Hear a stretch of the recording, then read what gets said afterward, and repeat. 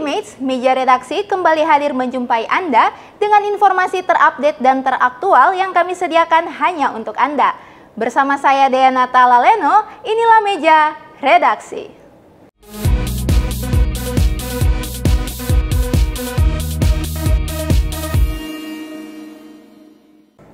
Ultimates, seperti kita tahu bersama, Hari Kartini diperingati setiap 21 April. Hal ini menunjukkan betapa pentingnya emansipasi bagi perempuan.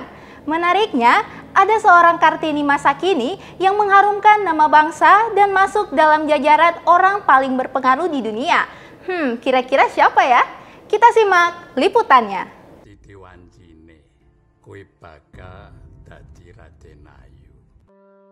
Emansipasi wanita tidak dapat dipisahkan dengan peringatan Hari Kartini yang jatuh setiap 21 April. Peringatan tersebut dilakukan sebagai rasa hormat terhadap perjuangan Kartini semasa hidupnya. Berkat kegigihannya dalam membela hak perempuan, pada 1912 ia berhasil mendirikan sekolah khusus wanita yang dinamakan Sekolah Kartini. Selain itu, sebuah buku berjudul Habis Gelap Terbitlah Terang diterbitkan. Tulisannya menjadi dasar gerakan anti-kolonial karena menyuarakan kritik atas feodalisme dan kolonialisme yang menghambat kemajuan pribumi. Karena perjuangannya tersebut, Presiden Soekarno menetapkan Raden Ajeng Kartini sebagai pahlawan kemerdekaan nasional, sekaligus memperingati hari lahir Kartini yang kita kenang hingga sekarang. Saat ini, emansipasi wanita pada generasi milenial kerap dijadikan kedok untuk bergaya hidup bebas, yang justru menghancurkan derajat wanita, sehingga emansipasinya sendiri kehilangan maknanya. Emansipasi wanita tidak hanya berfokus pada kesetaraan antara hak laki-laki dan perempuan untuk mendapatkan kesempatan yang sama dalam berbagai bidang, melainkan berusaha menjadi versi terbaik dirinya, tanpa menghilangkan jati dirinya sebagai perempuan. Salah satu tokoh penerus Kartini, yaitu Sri Mulyani, yang tidak membatasi kemampuannya untuk memajukan perekonomian negara Indonesia. Ia membangun kepercayaan perempuan lain untuk bisa bangkit dengan menyeimbangi karir dan keluarga. Tindakan tersebut membuatnya menjadi wanita paling berpengaruh di dunia ke-78 versi majalah Forbes. Iran Putri, Jessica Gracia, melaporkan untuk UMNTV. Ultimates, dalam masa Hari Kartini ini, Ibu Sri Mulyani dapat menjadi panutan bagi perempuan masa kini. Selain Hari Kartini, berita selanjutnya datang dari Hari Bumi diperingati setiap 22 April. Di tengah masa pandemi ini, ada beberapa cara yang dapat dilakukan untuk memperingati Hari Bumi. Berikut liputannya.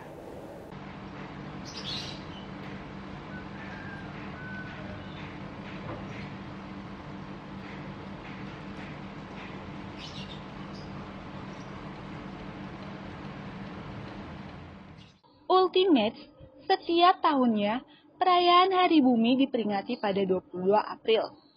Tepat pada tahun ini, Hari Bumi ke-51 diperingati untuk mengapresiasi lingkungan dan meningkatkan kesadaran masyarakat terhadap polusi.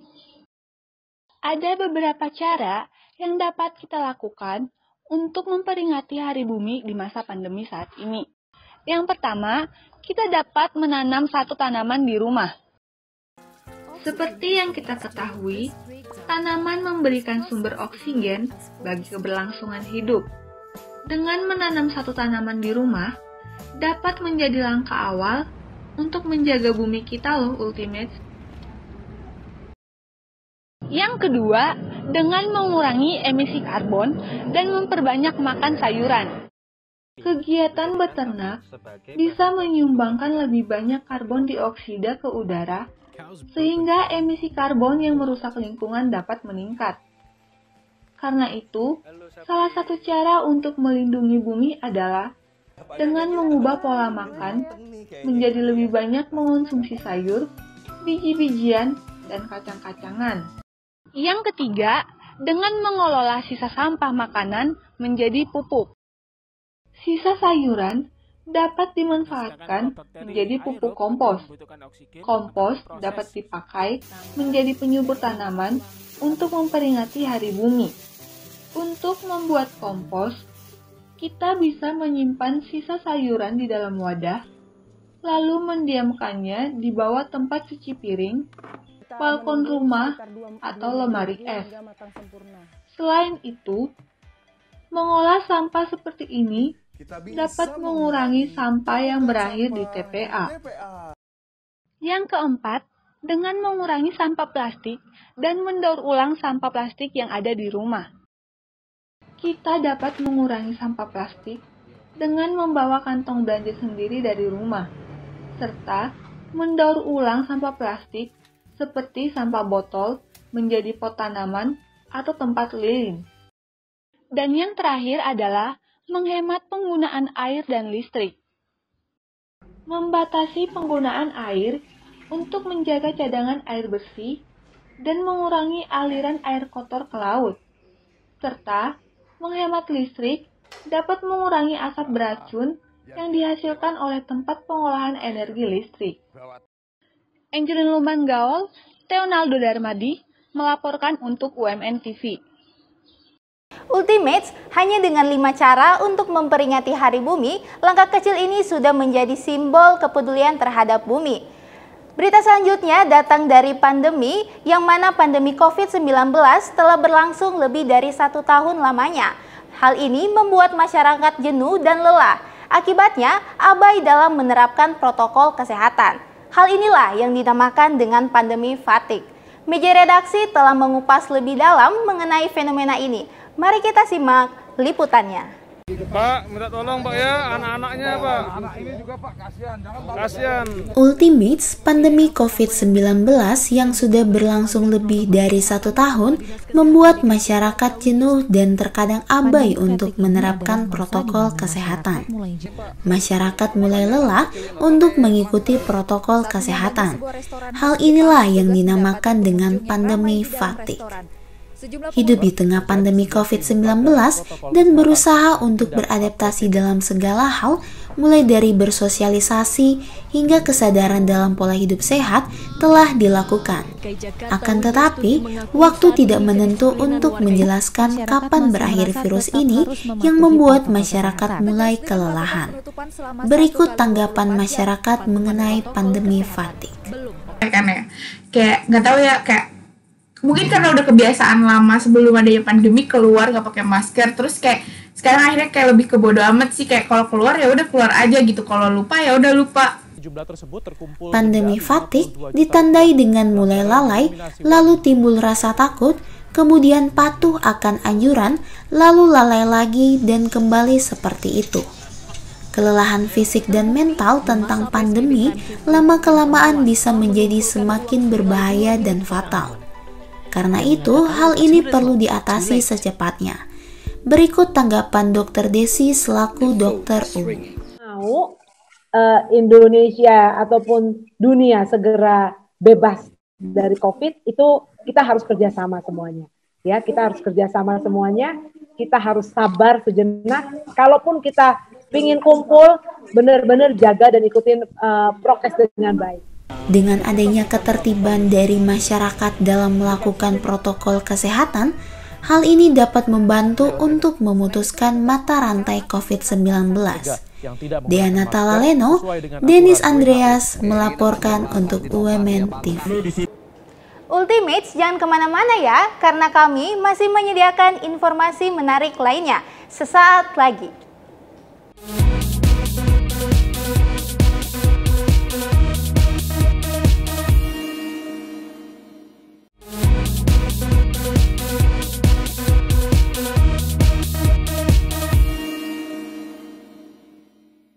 Ultimates, Universitas Multimedia Nusantara resmi menerapkan kurikulum Merdeka Belajar Kampus Merdeka atau MBKM pada Maret 2021. Lalu, bagaimana pelaksanaan Kampus Merdeka di UMN? Berikut liputannya. Tersebut. Kalau prodi ini bisa membuktikan ada kerjasama ini Ultimate, program Kampus Merdeka UMN akan diberlakukan mulai semester ganjil 2021-2022. Merdeka Belajar Kampus Merdeka atau MBKM bertujuan memberikan kesempatan bagi mahasiswa untuk belajar di luar kampus dan mendorong seluruh mahasiswa UMN untuk menguasai berbagai keilmuan agar siap memasuki dunia kerja.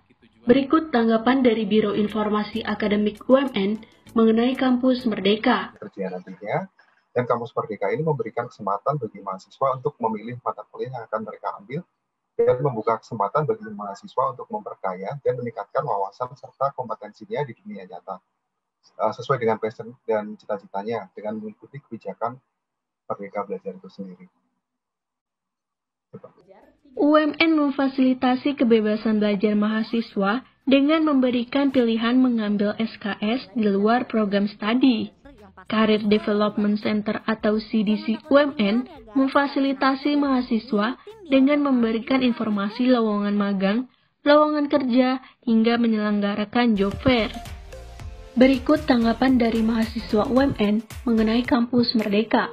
Udah sempat ikut pengarahannya beberapa kali gitu kan, 2 kali ya kalau nggak salah. Tapi kayak mereka udah jelasin panjang lebar, tapi aku tuh kayak masih belum nemu gitu loh inti maksud Kampus Merdeka ini apa. Perkembangan Kampus Merdeka UMN saat ini sedang berjalan pada tahap pengisian Kartu Rencana Studi atau KRS. Pengisian ini bertujuan untuk menjaring minat mahasiswa dalam pengambilan rancangan Kampus Merdeka. Cantia Kirana, Vanessa Benedikta melaporkan untuk UMN TV. Wah, ultimate seru ya, para mahasiswa UMN dapat menimba ilmu di luar kampus. Selain belajar, pasti kita butuh namanya hiburan. Berita selanjutnya datang dari dunia perfilman. Wabah COVID-19 berdampak besar terhadap berbagai sektor industri. Salah satunya industri perfilman. Banyak rumah produksi yang memikirkan kembali rencana mereka untuk merilis filmnya. Berikut rekomendasi film yang gagal tayang di bioskop dan beralih ke platform streaming. Yuk kita simak liputannya. Hai Ultimates, menunggu pandemi COVID berakhir pastinya menonton film merupakan salah satu kegiatan yang asik ya. Apalagi kalian mencari hiburan untuk mengatasi rasa jenuh. UMN TV telah merangkum 4 rekomendasi film yang bisa kamu tonton selama di rumah aja. Film pertama berjudul Giz NN. Film yang disutradarai oleh Rizky Balkini dibintangi oleh Junior Roberts dan Hagini Purinda. Giz NN merupakan film adaptasi dari novel berjudul Giz NN karya Rintik Seduh. Film ini menceritakan hubungan seorang remaja yang harus menghadapi pertentangan keluarga, sakit hati dan kebohongan di tengah hubungan mereka. Namun, karena pandemi, film ini dijadwalkan tayang pada platform streaming Netflix 26 Februari 2021.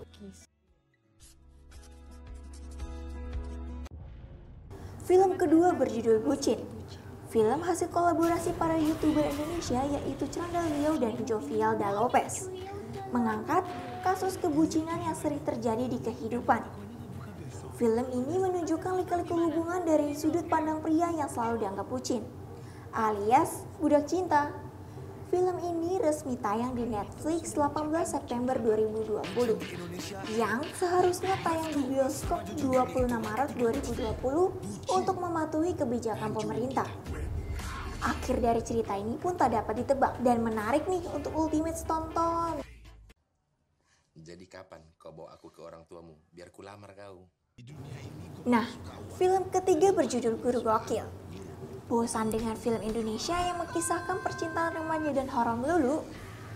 Film Guru Gokil menyajikan cerita yang segar, mengisahkan para guru yang beraksi mencari perampok gaji mereka.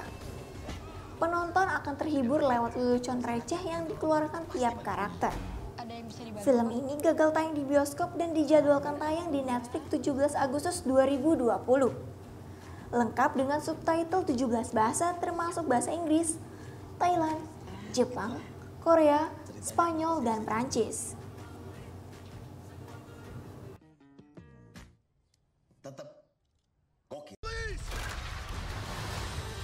Kali ini datang dari Disney. Disney lagi-lagi mengeluarkan film adaptasi yang sebelumnya berhasil mencuri perhatian dengan membuat film Aladdin dalam live action. Kini, Disney mengeluarkan film live action Mulan yang dibintangi artis cantik Liu Yifei. Mulan dijadwalkan tayang pada 27 Maret 2020 di Amerika Serikat. Namun, harus ditunda karena pandemi COVID. Hingga akhirnya, pihak Disney memutuskan untuk menayangkan film ini pada 4 September 2020 melalui platform streaming Disney Plus. Demikian rekomendasi film yang gagal tayang di bioskop dan sudah dapat disaksikan di beberapa platform online. Vibo Virginia, Nicole Tristan Cordova melaporkan untuk UMN TV.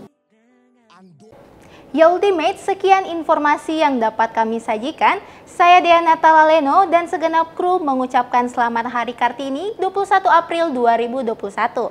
Tetap saksikan Meja Redaksi setiap Senin pukul 7 malam dan jangan lupa saksikan juga Sanantara besok jam 7 malam hanya di kanal YouTube UMN TV.